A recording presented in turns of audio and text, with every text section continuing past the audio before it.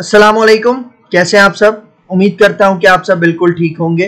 तो जिस तरह से आपको पता है हमारे पास लारावेल की लेक्चर सीरीज चल रही है, तो आज लारावेल के अंदर हम बात करने वाले हैं एक बहुत ही ज्यादा इंपॉर्टेंट कॉन्सेप्ट जिसको हम कहते हैं क्यूरी बिल्डर और रॉ क्यूरीज। ठीक है भाई, देखो बहुत ही ज्यादा इंपॉर्टेंट कॉन्सेप्ट है। क्यूरी बिल्डर क्या होता है, रॉ क्यूरीज क्या होती है, उसको हम आज इस लेक्चर में डिस्कस करेंगे। तो मैं हूं आपका सर मोहम्मद आदिल और अब हम अपना लेक्चर स्टार्ट करते हैं।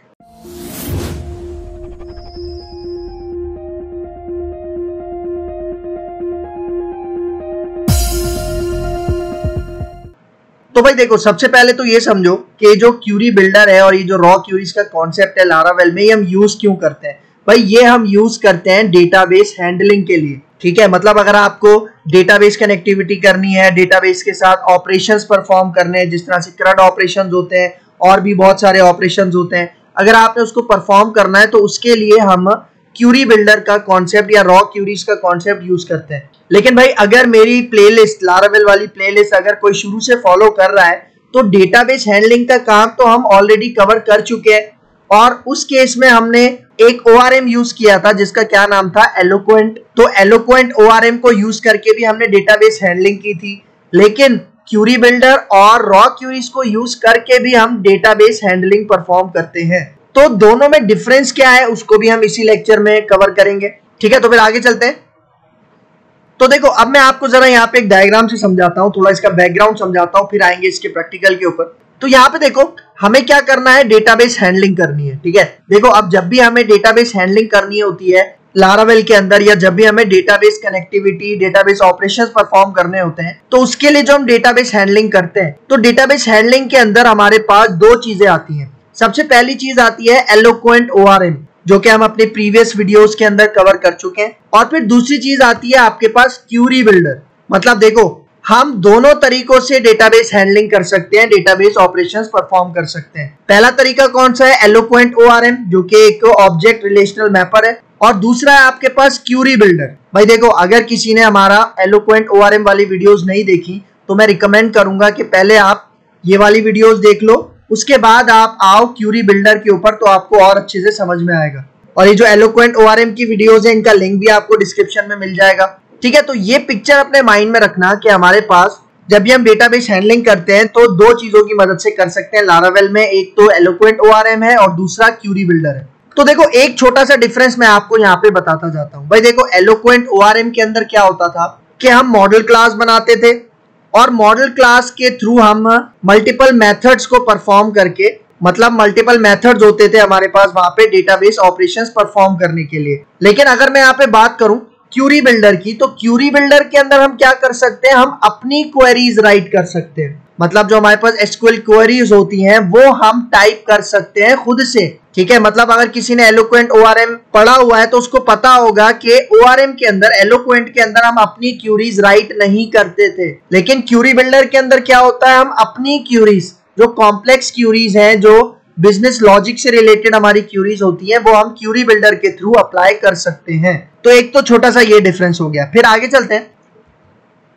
अब यहाँ पे देखो एलोक्वेंट ORM के बारे में मैं थोड़ा सा आपको ओवरव्यू दे देता हूँ, लेकिन डीप में नहीं समझाऊंगा क्योंकि डीप में हमने प्रीवियस लेक्चर के अंदर कवर कर लिया है। तो एलोक्वेंट ORM हमारे पास होता क्या है, यहाँ पे देखो एलोक्वेंट ORM के अंदर हम क्या करते थे, एक टेबल होता था हमारे पास डेटाबेस के अंदर। फॉर एग्जांपल सपोज करो एक टेबल है एम्प्लॉइज, ये कहाँ पे मौजूद है, हमारे डेटाबेस के अंदर मौजूद है। मतलब सपोज करो MySQL के PHP MyAdmin के अंदर मौजूद है। तो हम क्या करते थे, जब हमें एलोक्वेंट के साथ काम करना होता था तो हम क्या करते थे, एक मॉडल क्लास भी बनाते थे। ठीक है, मतलब यहाँ पे देखो मैंने एक मॉडल क्लास बनाई, इसका नाम क्या रखा, सिंगुलर में एम्प्लॉय, और डेटाबेस के अंदर जो टेबल है वो प्लूरल में है, मतलब एम्प्लॉइज। तो ये जो मॉडल क्लास है, ये बनाने की वजह क्या होती थी कि जब भी हम मॉडल क्लास बनाते हैं तो ये मॉडल क्लास हमारे डेटाबेस की किसी टेबल को रिप्रेजेंट करती है। और जब भी हम इस मॉडल क्लास का ऑब्जेक्ट बना के उसके अंदर डेटा सेव करते हैं तो वो डेटा इंसर्ट हो जाता है हमारे एम्प्लॉइज के टेबल में। क्योंकि ये जो दोनों मॉडल क्लास है और डेटाबेस टेबल है, ये आपस में मैप हुई हुई है, कनेक्ट हुई हुई है। इसका मतलब अगर मैं अपने मॉडल क्लास के अंदर कोई डेटा इंसर्ट करता हूँ, कोई डेटा अपडेट करता हूँ, डिलीट करता हूँ, तो वो सारी चेंजेस ऑटोमेटिकली हमारे डेटाबेस के टेबल में इंप्लीमेंट हो जाती हैं। मतलब हमें कोई भी क्वेरीज लिखने की जरूरत नहीं होती, ना हमें इंसर्ट की क्वेरी लिखनी होती है, ना अपडेट की, ना डिलीट की। जस्ट मॉडल क्लास के थ्रू हम कुछ मेथड्स को इंप्लीमेंट करते हैं, उन मेथड्स की मदद से हम क्या करते हैं, अपने डेटाबेस टेबल के अंदर एक्शंस परफॉर्म करवाते हैं। फॉर एग्जांपल वो मेथड्स कौन कौन से हैं वो भी बता देता हूं। जिस तरह यहाँ पे देखो, अगर हमें अपने डेटाबेस टेबल से डेटा फेच करना है तो हम मॉडल क्लास के अंदर एक मेथड यूज करते थे ऑल, मतलब वो मेथड वो फंक्शन क्या करता था कि सारा डेटा फेच करवा के हमें डिस्प्ले करवाता था। और फिर अगर मुझे अपने डेटाबेस टेबल के अंदर कोई डेटा इंसर्ट करना है या अपडेट करना है तो हम सेव का मेथड यूज करते थे। सेम इसी तरह अगर कोई डेटा डिलीट करना है तो मॉडल क्लास के अंदर हम डिलीट का मेथड यूज करते थे। क्योंकि जो मॉडल बनाते हैं इसको एलोक्वेंट मॉडल भी कहा जाता है। तो मतलब यहाँ पे देखो, इन मेथड्स के थ्रू हम डेटाबेस ऑपरेशन परफॉर्म कर रहे थे, मतलब हम क्वेरीज राइट नहीं कर रहे थे एलोक्वेंट ओआरएम के अंदर। ठीक है, तो अगर हमें क्वेरीज राइट करनी है, अपनी कॉम्प्लेक्स क्वेरीज लिखनी है तो हम यहाँ पे क्वेरी बिल्डर का यूज करेंगे। तो आगे आ जाओ।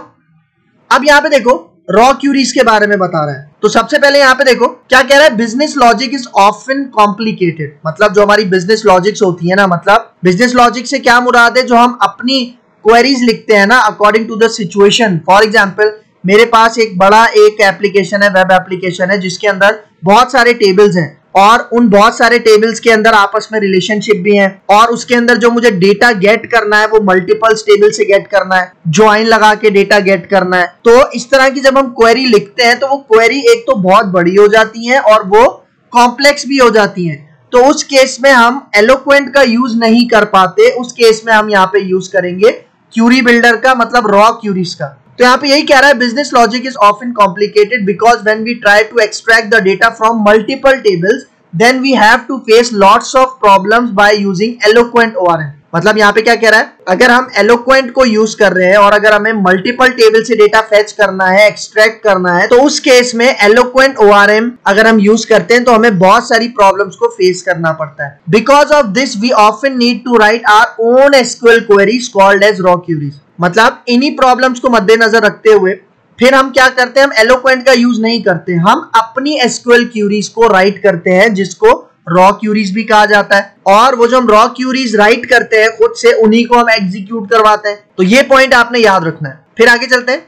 अब यहाँ पे देखो, अब मैं आपको एक बहुत ही इंपॉर्टेंट कॉन्सेप्ट बताने जा रहा हूँ क्यूरी बिल्डर के बारे में। भाई देखो, क्यूरी बिल्डर के थ्रू हम दो चीजें इंप्लीमेंट कर सकते हैं। सबसे पहली चीज है आपके पास रॉ क्यूरीज। रॉ क्यूरीज के बारे में मैंने क्या बताया कि भाई जब भी हमें अपनी एसक्यूएल क्यूरीज लिखनी है तो हम रॉ क्यूरीज का कॉन्सेप्ट यूज कर सकते हैं। और याद रखना, ये जो रॉ क्यूरीज का कॉन्सेप्ट हम यूज करेंगे ना, ये क्यूरी बिल्डर की मदद से करेंगे। मतलब ये जो रॉ क्यूरीज का कॉन्सेप्ट हमें प्रोवाइड करता है, ये कौन प्रोवाइड करता है, क्यूरी बिल्डर प्रोवाइड करता है। मतलब बगैर क्यूरी बिल्डर के हम ये रॉ क्यूरीज यूज नहीं कर सकते। और फिर दूसरी चीज क्या है क्यूरी बिल्डर के पास, क्यूरी बिल्डर मेथड्स। मतलब रॉ क्यूरीज के अंदर तो हम अपनी क्यूरीज टाइप कर सकते हैं ना, लेकिन क्यूरी बिल्डर्स हमें डेटाबेस ऑपरेशंस परफॉर्म करवाने के लिए कुछ मेथड्स भी देता है। कुछ नहीं बल्कि बहुत सारे मेथड्स देता है जो कि हम अपने डेटाबेस ऑपरेशंस के लिए परफॉर्म कर सकते हैं। ठीक है, और ये दोनों चीजें हमें कौन प्रोवाइड करके देता है, क्यूरी बिल्डर प्रोवाइड करके देता है। तो अगर मैं रॉ क्यूरीज के बारे में बताऊं, जिस तरह मैंने क्या बताया, हम अपनी क्यूरीज राइट करते हैं। फॉर एग्जाम्पल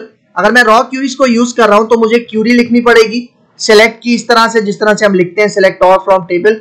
और सेम इसी तरह अगर मुझे कोई डेटा इंसर्ट करना है तो इस तरह से हमें जो हम क्यूरी लिखते हैं, कौन सी क्यूरी, इंसर्ट इनटू वाली, वो हम लिख सकते हैं। सेम इसी तरह अगर हमें डेटा अपडेट करना है तो हम खुद से अपडेट की क्वेरी लिख सकते हैं। और भी बेशुमार क्यूरीज होती हैं, आपको पता है। क्योंकि भाई देखो, आपको पता है हम जब भी डेवलपमेंट करते हैं तो हम डेटाबेस सबसे पहले सीखते हैं। ठीक है, मतलब एक तो वेब डेवलपमेंट की कोई लैंग्वेज सीखते हैं या हम डेटाबेस की लैंग्वेज सीखते हैं। ठीक है, तो जब भी हम डेटाबेस की लैंग्वेज सीखते हैं तो आपको पता है हमारी जो एसक्यूएल क्यूरीज होती है उसकी बहुत अच्छी प्रैक्टिस हो जाती है हमें। और इसलिए हम प्रेफर करते हैं कि भाई हमें ज्यादा से ज्यादा एसक्यूएल क्यूरीज लिखनी पड़े और एसक्यूएल क्यूरीज लिखकर हम अपना काम करना चाहते हैं। क्योंकि देखो ओआरएम में तो ऐसा कोई सीन नहीं था, हम कोई भी क्यूरी नहीं लिख रहे थे, ना सिलेक्ट की, ना इंसर्ट की, ना अपडेट की, ना डिलीट। लेकिन रॉ क्यूरीज में हम ऐसा कर सकते हैं। तो क्यूरी बिल्डर जो हमें मेथड्स प्रोवाइड करता है ना, वो कौन कौन से यहाँ पे देखो। मतलब अगर मुझे डेटा फेच करना है तो मैं डायरेक्ट सेलेक्ट का मेथड यूज करूंगा। मतलब मैं पूरी सेलेक्ट की क्वेरी नहीं लिखूंगा, मैं डायरेक्ट क्या करूंगा, सेलेक्ट का मेथड यूज करूंगा।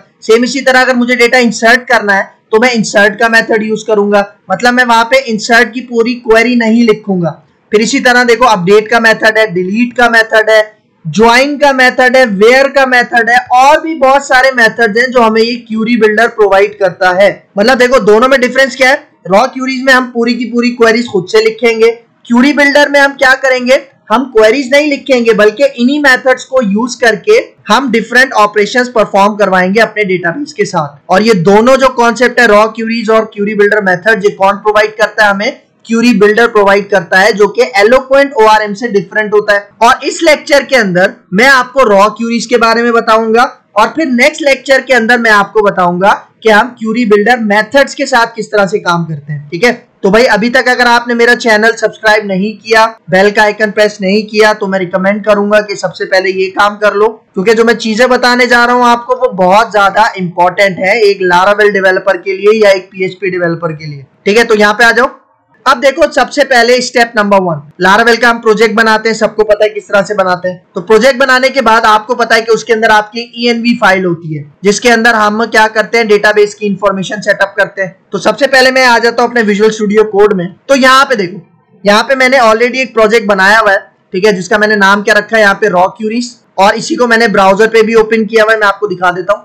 यहाँ पे देखो URL में मैंने क्या लिखा हुआ है, लोकल होस्ट रॉ क्यूरीज, और URL में से जो हम पब्लिक रिमूव करते हैं वो भी मैंने रिमूव कर दिया है, और वो जो ENV फाइल को हम हाइड करते हैं वो भी मैंने कर दिया है। तो अगर किसी को ये नहीं पता कि URL में से पब्लिक किस तरह से रिमूव करते हैं, ENV फाइल को हाइड किस तरह से करते हैं, क्योंकि ENV फाइल के अंदर डेटाबेस की इंफॉर्मेशन होती है ना, तो वो काफी सिक्योर होती है, तो उसको हाइड करना बहुत ज्यादा जरूरी होता है। तो अगर किसी को इसके बारे में नहीं पता तो वो लिंक भी मैं आपको डिस्क्रिप्शन में दे दूंगा, आप वहां पे जाके देख सकते हो। ठीक है, तो देखो सबसे पहले मुझे क्या करना है, यहाँ पे आ जाओ। ये देखो मैंने अपना प्रोजेक्ट ओपन किया हुआ है यहाँ पे लेफ्ट साइड पे, और यही प्रोजेक्ट देखो मैंने अपने टर्मिनल पे भी यहाँ पे ओपन किया हुआ है। तो आप देखो यहाँ पे आ जाओ, मुझे ENV फाइल में जाना है। ठीक है, मैं ENV फाइल में जाता हूँ। तो यहाँ पे देखो, ये देखो ये ENV फाइल मैंने यहाँ पे ओपन कर दी है। और अब यहाँ पे आ जाओ थोड़ा सा नीचे, देखो यहाँ पे आपको DB कनेक्शन नजर आ रहा होगा, DB पोर्ट, और यहाँ पे देखो DB डेटाबेस। भाई देखो मैंने जो डेटाबेस बनाया हुआ है ना, उसका नाम ये नहीं है रॉ क्यूरीज, मैंने एक डेटाबेस बनाया हुआ है, अभी वो मैं आपको दिखा देता हूँ। उसका नाम है prac2। ठीक है, मतलब ये मेरे डेटाबेस का नाम है जो मैंने phpMyAdmin में ऑलरेडी बनाया हुआ है, और मेरा यूजर नेम क्या है, रूट है, और पासवर्ड कुछ भी नहीं है, इसलिए देखो =2 के बाद मैंने यहाँ पे इसको एम्प्टी छोड़ा हुआ है। सही है, तो इसको अब सेव करते हैं और अब मैं आपको दिखाता हूँ अपना वो जो डेटाबेस है और टेबल है। तो देखो यहाँ पे आ जाता हूँ मैं अपने ब्राउजर में, और यहाँ पे मैं लिखता हूँ लोकल होस्ट phpMyAdmin, एंटर करते हैं। ठीक है, यहाँ पे आके मैं इसको गो कर देता हूँ।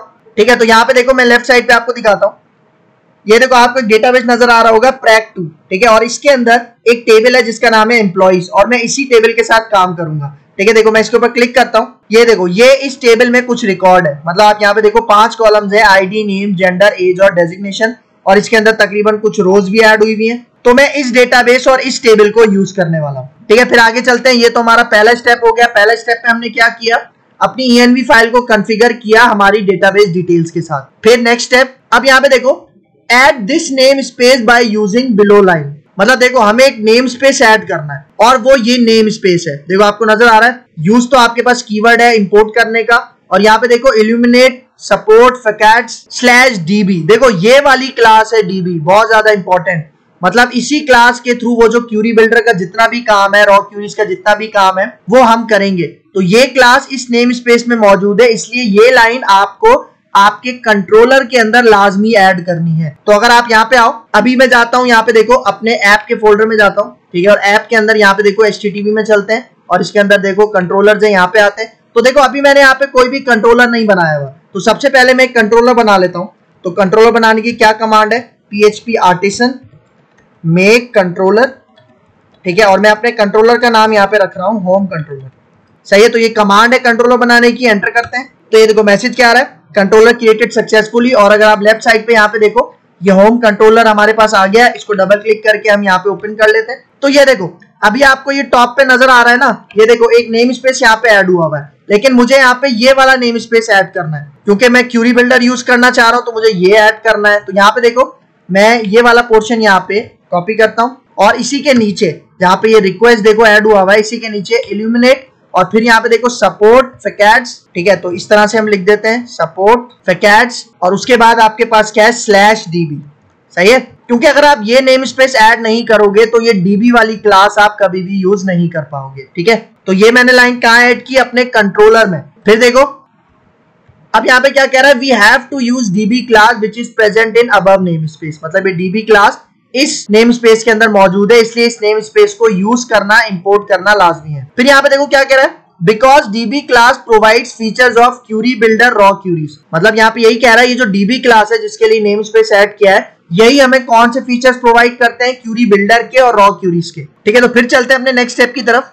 अब देखो, अब यहाँ पे क्या कह रहा है, create database and table using phpMyAdmin. भाई देखो, डेटाबेस भी मैंने आपको दिखा दिया, टेबल भी दिखा दिया, मतलब मुझे यहाँ पे अभी डेटाबेस और टेबल क्रिएट करने की जरूरत नहीं है, क्योंकि मैंने क्या बताया कि मैं यहाँ पे डेटाबेस कौन सा यूज कर रहा हूँ, prac2, और टेबल ये देखो, इसके अंदर जो एम्प्लॉइज का टेबल जो आपको नजर आ रहा है यहाँ पे, ये वाला टेबल मैं यूज करूंगा। तो अगर आपके पास नहीं है तो आपको ये डेटाबेस और टेबल क्रिएट करना पड़ेगा। फिर आते हैं नेक्स्ट स्टेप की तरफ, और आप देखो अब यहाँ पे क्या बात कर रहा है, create a method in your controller class and add your SQL query by using DB class. मतलब अब मुझे क्या करना है, अब जो मुझे अपना डेटाबेस ऑपरेशन परफॉर्म करना है उसके लिए मुझे यहाँ पे एक मेथड बनाना है अपने कंट्रोलर के अंदर, और उस मेथड के अंदर मुझे यहाँ पे डीबी क्लास को यूज करके अपनी एसक्यूएल क्यूरी लिखनी है। तो ये काम किस तरह से करेंगे मैं आपको दिखाता हूँ। तो देखो, मैं यहाँ पे आ गया हूँ अपने कंट्रोलर के अंदर, और यहाँ पे देखो अब इस कंट्रोलर के अंदर कोई भी मेथड मौजूद नहीं है। तो मैं क्या करता हूँ, इसके अंदर एक, तो देखो यहाँ पे मैं कहता हूँ पब्लिक, और उसके बाद यहाँ पे फंक्शन का कीवर्ड, और यहाँ पे फॉर एग्जांपल मैं इसको कहता हूँ गेट डेटा। ठीक है, क्या कह दिया मैंने, गेट डेटा, इसका मैंने नाम रख दिया इस फंक्शन का। और अब मैं क्या करता हूँ, यहाँ पे इस डीबी क्लास का यूज करता हूँ। ठीक है, डीबी क्लास का यूज करता हूँ, और सबसे पहले मैं डेटा सेलेक्ट कर रहा हूँ, तो यहाँ पे मैं एक मेथड यूज करता हूँ इसी डीबी क्लास का जिसका नाम है सेलेक्ट, और इसी सेलेक्ट के अंदर मैं क्या करूंगा, अपनी क्यूरी राइट करूंगा। ठीक है, मुझे एम्प्लॉइज के टेबल में से डेटा गेट करना है ना, तो मैं यहाँ पे क्यूरी लिखता हूँ सिंपल सी, सेलेक्ट ऑल फ्रॉम एम्प्लॉइज। ठीक है, ये क्यूरी मैंने लिख ली। अब मैं कह रहा हूं जो भी इस क्यूरी का रिजल्ट होगा, मतलब जो भी डेटा फेच होगा, वो आप इस डेटा के वेरिएबल के अंदर गेट कर लो। ठीक है, और ये डेटा के अंदर कैसे गेट करेगा, एक एरे की फॉर्म में गेट करेगा। ठीक है, तो जो भी डेटा हमें फेच होगा वो इस डेटा के वेरिएबल के अंदर फेच हो जाएगा। तो अब मैं क्या करता हूं, यहाँ पे देखो, मैं यहाँ पे एक फंक्शन यूज करता हूं प्रिंट आर।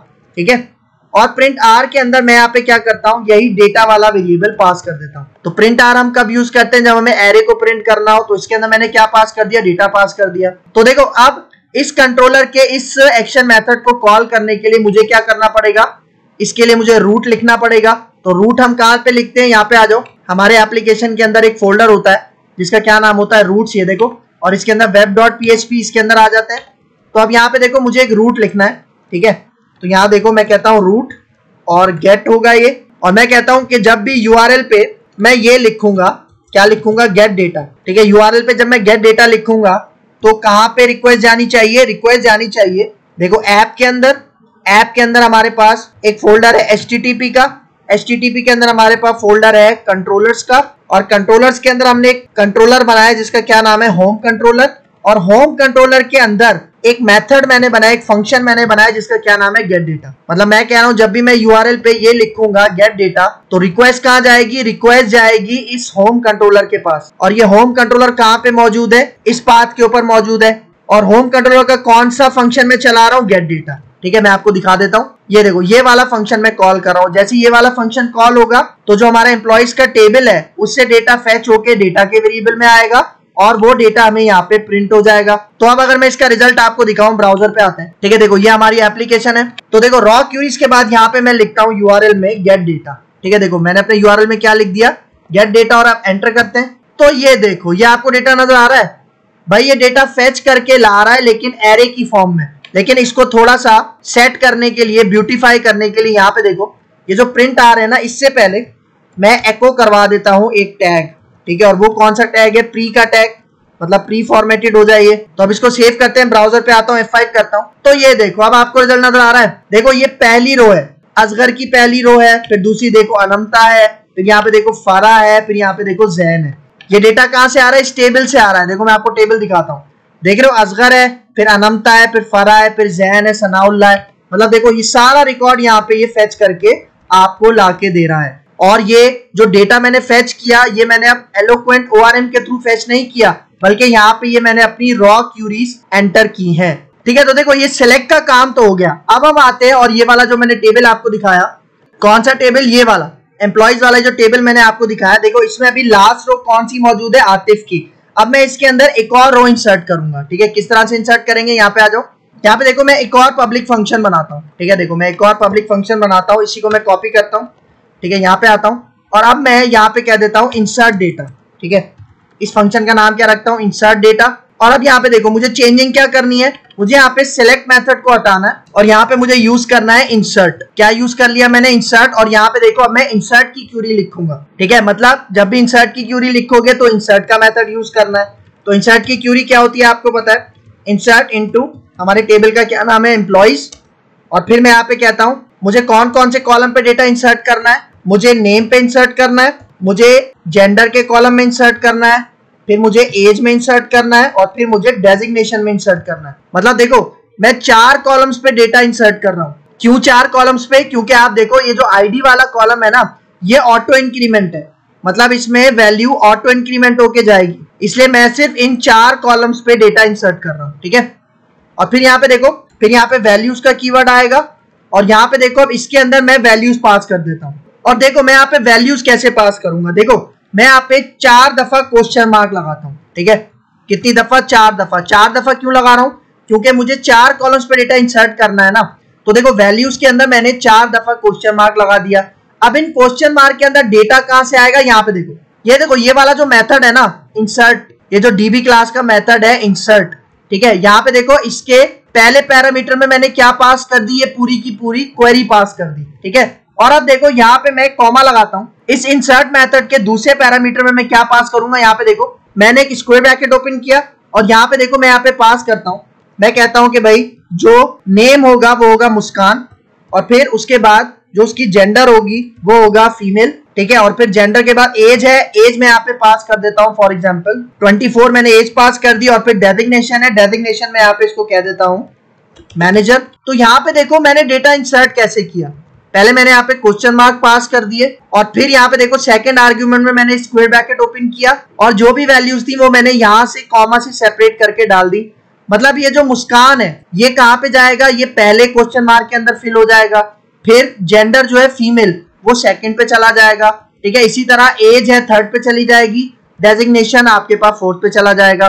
और देखो इसी ऑर्डर के थ्रू मैंने डेटा यहाँ पे पास किया है, मतलब जिस ऑर्डर में हमारे कॉलम्स हैं उसी ऑर्डर में मैंने इसको डेटा पास किया। तो आप देखो अब मैं यहाँ पे क्या करता हूँ, देखो मैं ये हटा देता हूँ। मतलब यहाँ पे देखो अगर ये क्वेरी इंसर्ट हो जाएगी, मतलब अगर ये क्वेरी सक्सेसफुल हो जाएगी तो डेटा के वेरिएबल में ट्रू जाएगा, लेकिन अगर इस क्वेरी में कोई एरर आएगा तो डेटा के वेरिएबल में फॉल्स जाएगा। तो अगर आप यहाँ पे देखो मैं इसी डेटा के वेरिएबल को क्या करवा देता हूँ, रिटर्न। ठीक है, क्या करवा दिया, रिटर्न।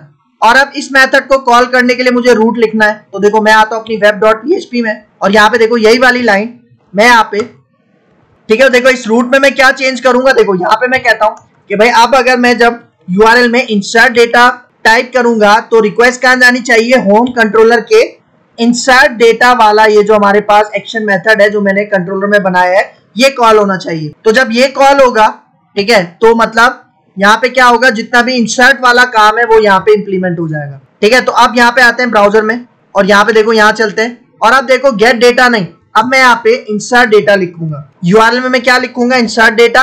और अब देखो यहाँ पे आके एंटर करता हूँ तो यहाँ पे देखो रिजल्ट क्या आ रहा है, अभी आप गौर से देखो रिजल्ट आ रहा है 1, 1 का मतलब ट्रू और अगर 0 आता तो 0 का मतलब फॉल्स, मतलब डेटा हमारे पास यहाँ पे इंसर्ट हो चुका है। तो अगर मैं आपको यहाँ पे दिखाऊं अपने phpMyAdmin में, देखो यहाँ पे आके मैं इसी टेबल को रिफ्रेश करता हूँ तो ये देखो आतिफ के बाद अब देखो लास्ट रो कौन सी आ चुकी है आपके पास, मुस्कान। ठीक है, समझ आ रहा है। और अगर मैं यहीं पे यहाँ पे डेटा आपको डिस्प्ले करवाऊं तो देखो अगर मैं यहाँ पे URL में लिखता हूँ गेट डेटा, एंटर करते हैं तो देखो सारा डेटा आ रहा है। और अगर मैं सबसे लास्ट रो पे चला जाऊं तो यहाँ देखो आतिफ के बाद सबसे लास्ट रो कौन सी आ चुकी है, मुस्कान। ठीक है, और एक और चीज अगर मैं आपको बताऊं यहाँ पे, भाई ये देखो ये जो मैंने इंसर्ट वाली जो क्वेरी है इसके अंदर मैंने यहाँ पे देखो 4 क्वेश्चन मार्क टाइप किए थे ना, और इन 4 क्वेश्चन मार्क को वैल्यूज मैंने यहाँ पे प्रोवाइड की सेकंड आर्ग्यूमेंट में। भाई देखो अभी तो यहाँ पे मैंने स्टैटिक वैल्यूज पास की है ना, स्टैटिक वैल्यूज का मतलब अभी मैंने यहाँ पे खुद से वैल्यूज यहाँ पे टाइप कर दी है, लेकिन हम यहाँ पे डायनेमिक वैल्यूज पास करते हैं। फॉर एग्जाम्पल आपने एक इंसर्ट का फॉर्म बनाया हुआ है और जब आप वहां पे इंसर्ट के बटन पे क्लिक करोगे तो वो जितना भी डेटा है वो आ जाएगा इस फंक्शन के पास। ठीक है, और वो स्टोर हो जाएगा रिक्वेस्ट के ऑब्जेक्ट में और फिर आप उस रिक्वेस्ट के ऑब्जेक्ट से डेटा गेट करोगे वेरिएबल्स के अंदर और वो वाले वेरिएबल्स आप यहाँ पे पास कर दोगे। कहाँ पे पास कर दोगे, जहां पे मैंने ये पास किया है ना मुस्कान, फीमेल वगैरह, तो डायनेमिक वेरिएबल्स आप यहाँ पे पास कर दोगे और फिर वही डेटा आपके इस टेबल के अंदर इंसर्ट हो जाएगा। ठीक है, तो इस तरह से हम यहाँ पे काम करते हैं। अच्छा, एक और चीज मैं आपको बताऊं, ये जो मैं गेट डेटा कर रहा था, ठीक है, यहाँ पे देखो ये जो सारा डेटा आपको नजर आ रहा होगा। ठीक है, मतलब अभी मैंने क्वेरी यहाँ पे क्या लगाई थी, सेलेक्ट ऑल फ्रॉम एम्प्लॉइज, इसलिए सारा डेटा हमारे पास आ रहा है। लेकिन अगर यहाँ पे देखो, अगर यहाँ पे मैं कहता हूं where condition, select all from employees where ID is equal to 3, ठीक है, तो देखो 3 आईडी के ऊपर अभी हमारे पास कौन सा एम्प्लॉई है, अगर मैं आपको दिखाऊं 3 आईडी के ऊपर है फरा। तो अगर यहाँ पे आऊं, देखो ये मैंने क्यूरी टाइप कर दी, अब इसको सेव करता हूं और यहाँ पे आके ब्राउजर पे इसी यूआरएल को रिफ्रेश करते हैं, एंटर करते हैं, तो यहाँ पे देखो अब सिर्फ एक रिकॉर्ड आ रहा है, और वो कौन सा रिकॉर्ड आ रहा है, फरा का रिकॉर्ड आ रहा है। नजर आ रहा है आपको? ठीक है, अच्छा यहाँ पे देखो मैं ये वाली क्यूरी कमेंट करता हूँ और इसको कॉपी भी कर लेता हूँ, नीचे आके इसको दोबारा पेस्ट करता हूँ। भाई देखो अभी मैंने क्या किया, आईडी में इस तरह से पास कर रहा हूँ ना, लेकिन मैं आईडी इस तरह से भी पास कर सकता हूँ जिस तरह मैंने आपको नीचे करके दिखाया, ID is equal to question mark, और इसकी जो वैल्यू है वो मैं पास करता हूँ यहाँ पे। ठीक है, देखो मैं यहाँ पे पास करता हूँ 2, ठीक है, देखो क्या पास कर दिया 2, और ये 2 वैल्यू कहाँ पे जाके इम्बेड हो जाएगी, इस क्वेश्चन मार्क के अंदर। ठीक है, तो देखो इसको सेव करते हैं, ब्राउजर पे आता हूं और यहाँ पे आके इसी यूआरएल को हम दोबारा रिफ्रेश करते हैं, तो आप देखो सेकंड रिकॉर्ड आ रहा है, और देखो सेकंड रिकॉर्ड किसका था, अनमता का। आप यहाँ पे देख लो अनमता नजर आ रहा है आपको। ठीक है, तो इस तरह से भी आप काम कर सकते हो। अच्छा, फिर एक और तरीका भी है। ठीक है, देखो मैं यहाँ पे आके इस क्यूरी को कॉपी करता हूँ और कमेंट करता हूँ, और यहाँ पे देखो एक और दूसरा तरीका क्या है, देखो दूसरा तरीका है कि भाई यहाँ पे ये जो क्वेश्चन मार्क है ना, क्वेश्चन मार्क के बजाय मैं यहाँ पे एक नेम बाइंडिंग पैरामीटर डाल देता हूँ। ठीक है, यहाँ पे देखो मैं उस पैरामीटर का नाम देता हूँ आईडी, और देखो नेम बाइंडिंग पैरामीटर से पहले मैंने यहाँ पे क्या लगा दिया, कॉलन। ठीक है, तो अब मैं इस नेम बाइंडिंग पैरामीटर को यूज करूंगा किस तरह से, यहाँ पे देखो मैं सेकंड में दोबारा कॉमा लगाता हूँ और यहाँ पे स्क्वायर ब्रैकेट ओपन करता हूँ, और देखो मैं यहाँ पे कहता हूँ इस बाइंडिंग पैरामीटर का नाम क्या रखा था, आईडी, और मैं कह रहा हूँ कि भाई इसको मैं वैल्यू क्या पास कर रहा हूँ, इसको वैल्यू मैं पास करता हूँ फॉर एग्जाम्पल 5। तो मतलब मैं कह रहा हूँ कि भाई ये जो नेम बाइंडिंग पैरामीटर है, ठीक है, ये वाला, इसको मैं वैल्यू क्या पास कर रहा हूँ 5। इसका मतलब ये 5 कहाँ पे जाके स्टोर हो जाएगा, यहाँ पे जाके स्टोर हो जाएगा। तो मतलब अब मुझे रिजल्ट कौन से एम्प्लॉय का मिलेगा, जिसकी आईडी क्या होगी 5।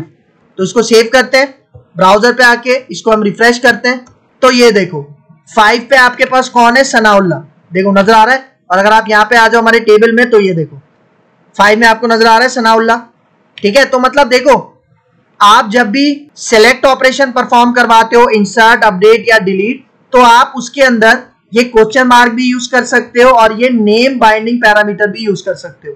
ठीक है, देखो यहाँ पे मैं कमेंट के अंदर लिख भी देता हूँ। ठीक है, इसके ऊपर, इस क्वेरी के ऊपर मैं यहाँ पे लिख देता हूँ नेम बाइंडिंग पैरामीटर, और वो मैं किसको कह रहा हूँ, ये जो मैंने लिखा था कॉलन आईडी। ठीक है, तो यहाँ पे देखो मैं ये वाली क्यूरी भी यहाँ से कमेंट आउट कर देता हूँ। ठीक है, ये वाली क्यूरी जो अभी मैंने लिखी, ठीक है, इसको मैं कमेंट आउट कर देता हूँ, कॉपी करता हूँ, क्योंकि अभी मुझे सारा डेटा चाहिए ना। ठीक है, तो मैं ये सब हटा देता हूँ, मुझे सारा डेटा चाहिए। मैं सिंपल सी क्यूरी यहाँ पे क्या पास कर रहा हूँ, सेलेक्ट ऑल फ्रॉम एम्प्लॉइज। ठीक है, तो ये सारा डेटा डाल दिया। अब यहाँ पे आओ, ठीक है, अब अगर मैं इसको रिफ्रेश करूँ तो अब मेरे पास सारा डेटा यहाँ पे देखो मुझे मिल रहा है। सही है, और एक और चीज आप नोटिस करो, ये सारा डेटा एरे के थ्रू पास हो रहा है ना, तो तभी यहाँ पे देखो उसका इंडेक्स नंबर भी बता रहा है। देख रहे हो, ये 0 पे है पहला रिकॉर्ड, दूसरा रिकॉर्ड 1 पे है, फिर तीसरा रिकॉर्ड 2 पे है। तो देखो सेलेक्ट और इंसर्ट तो हमारे पास हो गया। अब हम बात करते हैं अपडेट और डिलीट की। ठीक है, तो देखो अपडेट और डिलीट के लिए मैं यहाँ पे एक और फंक्शन बना लेता हूँ। ठीक है, तो देखो अब ये अपडेट के लिए मैं फंक्शन बनाता हूँ, तो देखो इसका नाम मैं रखता हूँ यहाँ पे अपडेट डेटा, और देखो अब इसके अंदर मैं यहाँ पे मेथड यूज करूंगा अपडेट का। कौन सा मेथड, अपडेट का। और ये जो क्यूरी है, ये पूरी की पूरी क्यूरी मैं यहाँ पे हटा देता हूँ। ठीक है, देखो अब अपडेट की क्वेरी यहाँ पे टाइप करनी है, ये भी हटेगा। अब देखो अपडेट हम कैसे करते हैं, अपडेट, फिर टेबल का नाम हमारे पास क्या है, एम्प्लॉइज। ठीक है, टेबल का नाम एम्प्लॉइज, सेट क्या करना है, मैं कहता हूँ मुझे नेम सेट करना है, और मैं नेम यहाँ पे सेट करता हूँ, और यहाँ पे मैं लगा देता हूँ क्वेश्चन मार्क। ठीक है, और वेयर क्लॉज लगाता हूँ, और वेयर क्लॉज में मैं यहाँ पे कहता हूँ where ID is equal to, और यहाँ पे भी मैं लगा देता हूँ क्वेश्चन मार्क। मतलब देखो पहले क्वेश्चन मार्क में मुझे कौन सा डेटा डालना है, जो नाम मुझे अपडेट करना है, और फिर वो नाम कौन सी आईडी पे अपडेट होगा वो मैं यहाँ पास करूंगा। तो किस तरह से, देखो कॉमा लगाता हूँ, क्वेश्चन मार्क ओपन करता हूँ, तो यहाँ पे देखो मैं कहता हूँ 5 आईडी पे जो नेम है ना, उसका नेम आप रख दो आदिल। ठीक है, और कॉमा लगा के यहाँ पे क्या पास करता हूँ 5। मतलब देखो ये 5 कहाँ पे चला जाएगा, इस आईडी वाले क्वेश्चन मार्क में, और ये आदिल कहाँ चला जाएगा, इस नेम वाले क्वेश्चन मार्क में। तो अभी अगर मैं आपको रिजल्ट दिखाऊं, अभी 5 आईडी के ऊपर कौन सा डेटा है, यहाँ पे देखो अभी हमारे पास 5 आईडी पे यहाँ पे देखो सनाउल्लाह है, लेकिन जब मैं ये क्यूरी एग्जीक्यूट करूंगा तो 5 पे क्या हो जाएगा, आदिल हो जाएगा। ठीक है, तो देखो अब इस क्यूरी को मैं कह रहा हूं कि भाई जब भी ये क्यूरी एग्जीक्यूट होगी तो इसका रिजल्ट कहां जाएगा, डेटा के पास जाएगा, और वो जो भी रिजल्ट है वो यहाँ पे रिटर्न हो जाएगा। तो अब देखो, अब इसके लिए भी मुझे यहाँ पे रूट लिखना है, तो यहाँ पे आ जाओ web.php में। ठीक है, और यही वाली लाइन मैं यहाँ से कॉपी करता हूँ। कॉपी करने के बाद नीचे पेस्ट करते हैं, और यहाँ पे मैं इसको कहूंगा अपडेट डेटा। ठीक है, अपडेट डेटा यहाँ पे हमने लिख दिया, इसको मैं कॉपी करता हूँ और मैं कहता हूँ जब अपडेट डेटा यूआरएल में टाइप होगा तो रिक्वेस्ट कहाँ जाएगी, इस फंक्शन के पास, इस मेथड के पास, जिसका क्या नाम है, अपडेट डेटा। तो देखो अब यहाँ पे आते हैं, अब देखो अपने यूआरएल में मैं यहाँ पे कहता हूँ अपडेट डेटा। ठीक है, और देखो अब यहाँ पे आके मैं एंटर करता हूँ। अब यहाँ पे देखो दोबारा क्या रिजल्ट आ रहा है, 1 मतलब ट्रू, मतलब सक्सेसफुली हमारे पास अपडेट हो चुका है। तो अगर मैं आपको यहाँ पे दिखाऊं, ठीक है, ये पहले हमारा डेटाबेस के अंदर टेबल देख लो। अभी देखो मैंने रिफ्रेश नहीं किया तो यहाँ पे देखो 5 पे सनाउल्लाह ही आ रहा है। अब मैं अपना टेबल यहाँ पे क्लिक करता हूँ ताकि रिफ्रेश हो जाए। अब यहाँ पे देखो 5 पे क्या आ चुका है, आदिल आ चुका है। ठीक है, नजर आ रहा है आपको। और अगर यही डेटा मैं आपको यहाँ पे दिखाऊं, ये जो गेट डेटा मेथड था, ठीक है, मैं उसको कॉल करता हूँ, एंटर करते हैं। ठीक है, तो यहाँ पे देखो नीचे आ जाओ। अब देखो 5 पे यहाँ पे देखो पहले सनाउल्लाह था, अब क्या हो चुका है, आदिल हो चुका है। और यहाँ पे देखो अभी यहाँ पे मैंने सिर्फ एक कॉलम अपडेट किया ना, आप मल्टीपल कॉलम भी अपडेट कर सकते हो। किस तरह से, यहाँ पे देखो ये जो क्यूरी मैंने लिखी थी, ठीक है, इस क्यूरी को मैं यहाँ से कॉपी भी कर लेता हूँ, कमेंट भी कर लेता हूँ। ठीक है, और नीचे आके इसको पेस्ट करता हूँ, और यहाँ पे देखो मैं 2 चीजें अपडेट करता हूँ। अभी मैंने क्या कहा, where name is equal to question mark, और फिर यहाँ पे कॉमा लगाता हूँ, और फिर यहाँ पे कहता हूँ मैं एज इज इक्वल टू, मैं यहाँ पे कहता हूँ क्वेश्चन मार्क। ठीक है, तो यहाँ पे देखो अब मैं डेटा चेंज करता हूँ, मैं कहता हूँ कि भाई यहाँ पे उस्मान हो जाए। ठीक है, और यहाँ पे मैं कहता हूँ कि एज मुझे क्या चाहिए, एज मैं यहाँ पे कहता हूँ फॉर एग्जाम्पल 32, और यहाँ पे मैं कहता हूँ कौन सी आईडी पे ये काम करवाना चाह रहा हूँ, 6 पे। तो मतलब देखो नेम और एज में क्या दे रहा हूँ यहाँ पे, उस्मान और 32, और आईडी क्या पास कर रहा हूँ, 6। तो देखो अभी अगर मैं आपको दिखाऊं कि 6 आईडी पे कौन है, देखो 6 आईडी पे अभी नजमा। अच्छा, नजमा यहाँ पे फीमेल है, लेकिन मैं फीमेल को मेल से रिप्लेस कर रहा हूँ। तो फॉर एग्जाम्पल मैं यहाँ पे पास कर देता हूँ हुमैरा। ठीक है, फीमेल ही मैंने यहाँ पे पास कर दी, मतलब मैं नजमा को यहाँ पे देखो रिप्लेस कर रहा हूँ किसके साथ, हुमैरा के साथ, क्योंकि 6 आईडी पे आपके पास एक फीमेल है। ठीक है, तो अब मैं यहाँ पे आके इसी मेथड को दोबारा एग्जीक्यूट करता हूँ। ठीक है, तो यहाँ पे आ जाओ। ठीक है, यहाँ पे मैं कहता हूँ अपडेट डेटा, यहाँ पे आके एंटर करते हैं। जैसे एंटर करूंगा देखो दोबारा क्या रिजल्ट आ रहा है आपके पास, 1। और अगर यहाँ पे आऊं, मैं अपना यही टेबल रिफ्रेश करता हूँ, तो यहाँ पे देखो नजमा की जगह यहाँ पे देखो क्या हो गया, हुमैरा, और देखो एज यहाँ पे क्या सेट हो गई, 32।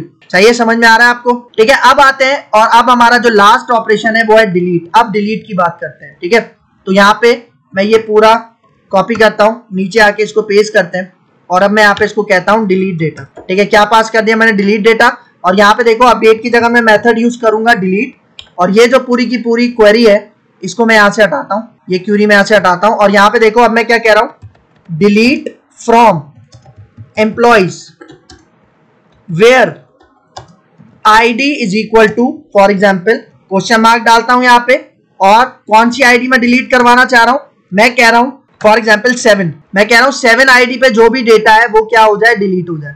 ठीक है, तो मैं आपको रिजल्ट दिखाता हूँ कि 7 पे इस वक्त हमारे पास कौन है। यहाँ पे देखो 7 पे हमारे पास है फजल। सही है, तो मैं इसका रिकॉर्ड डिलीट करवाना चाह रहा हूँ। ठीक है, तो यहाँ पे देखो मतलब इस 7 कहाँ पे आके रिप्लेस हो जाएगा, इस क्वेश्चन मार्क के साथ। और देखो डिलीट की क्वेरी है, तो यहाँ पे मैंने मेथड क्या यूज किया, डिलीट। और अगर ये डिलीट हो जाएगा तो यहाँ पे डेटा में हमें एक वैल्यू रिटर्न करेगा। तो देखो इसके लिए भी मैं रूट लिख लेता हूँ। ठीक है, तो यहाँ पे आ जाओ। ठीक है, देखो इसी को मैं कॉपी करता हूँ, यहाँ पे आता हूँ, और हमारा जो रूट है वो मैं कह रहा हूँ कि भाई डिलीट डेटा। सही, हमारा मेथड है जो कॉल होगा, और यूआरएल पे क्या लिखा जाएगा, डिलीट डेटा। ठीक है, इसको सेव करते हैं, और अब मैं आता हूं अपने ब्राउजर पे, और यहाँ पे अब मैं कहता हूं डिलीट डेटा। ठीक है, डिलीट डेटा यहाँ पे लिखता हूं और एंटर करता हूं। तो यहाँ पे देखो, यहाँ पे अभी भी क्या रिजल्ट आ रहा है, हमारे पास 1 रिजल्ट आ रहा है। ठीक है, तो मतलब हमारा वो जो 7th आईडी वाला डेटा था वो डिलीट हो चुका है। तो अगर मैं यहाँ पे आऊं, आपको अपना डेटाबेस दिखाता हूँ, इसको मैं रिफ्रेश करता हूँ। तो देखो रिफ्रेश किया, और अब यहाँ पे देखो, अब देखो 6 के बाद डायरेक्ट क्या रिजल्ट आ रहा है, 12। मतलब देखो हुमैरा के बाद वो जो फजल का डेटा था वो क्या हो चुका है, डिलीट हो चुका है। सही है, तो देखो सेलेक्ट, इंसर्ट, अपडेट, डिलीट, ये सारा मैंने काम किया, लेकिन खुद से क्यूरी राइट करके, मतलब रॉ क्यूरीज को राइट करके।